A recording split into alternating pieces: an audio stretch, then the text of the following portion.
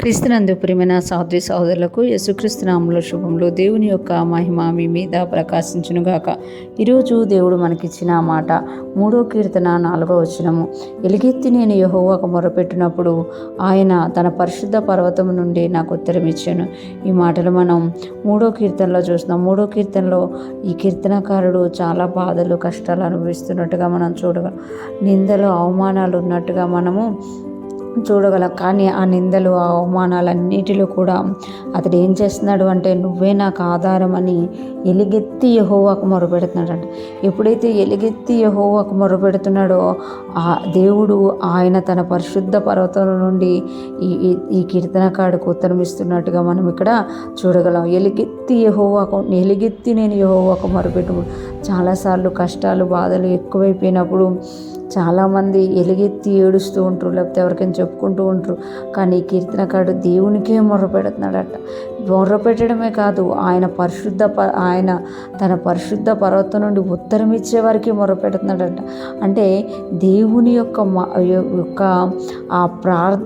దేవునికి మొరపెట్టడమే కాదు, దేవుని యొక్క జవాబు పొందుకునే వరకు కూడా ఎలుగెత్తి అడుగుతూనే ఉంటారు. చిన్నపిల్లలు చూడండి, వాళ్ళకి ఏదైనా అవసరమైతే ఎలుగెత్తి ఏడుస్తూనే ఉంటారు. ఆ తల్లు, ఆ తండ్రి, ఆ నాన్నమ్మ, ఆ అమ్మమ్మ, ఆ తాతలో ఎవరో ఒకరు వారికి స్పందించే వారికి వారు ఏం చేస్తారు, ఏడుస్తూనే ఉంటారు. కొన్నిసార్లు తల్లిదండ్రులే కావాలి వాళ్ళకి.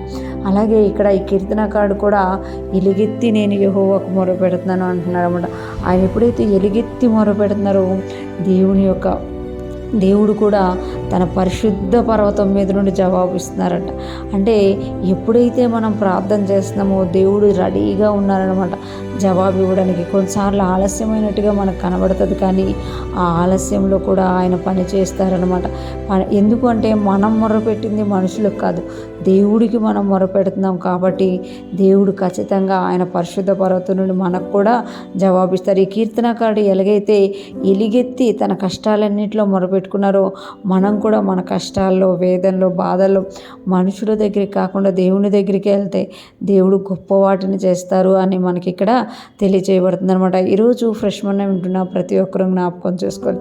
మనం ఎప్పుడైతే దేవునికి ఎలుగెత్తి మొర పెడుతున్నామో ఆ మొర్రకు జవాబు అనేది ఆయన పరిశుద్ధ స్థలంలో నుండి ఖచ్చితంగా వస్తుంది అనమాట. ఎప్పుడైతే మనం ఆ యొక్క ఉత్తరాన్ని పొందుకుంటామో, ఆ జవాబును పొందుకుంటామో, మనం కూడా ఈ కీర్తనకారులాగా సాక్ష్యం చెప్పేవారిగా ఉంటామన్నమాట. ఈరోజు ఫ్రెష్ మన్నా వింటున్న ప్రతి ఒక్కరం కూడా మన ప్రార్థనలకు మన యొక్క ఎలుగెత్తి మొర పెట్టుకునే అంశాలకి జవాబులు వచ్చునుగాక. మనము కూడా ఈ కీర్తనకారులాగా సాక్ష్యం ఇస్తూ ఆయన తన పరిశుద్ధ పర్వతం నుండి నాకు ఉత్తరం ఇచ్చారు అని మనం కూడా తెలియజేసే వారంగా ఉందుముగాక.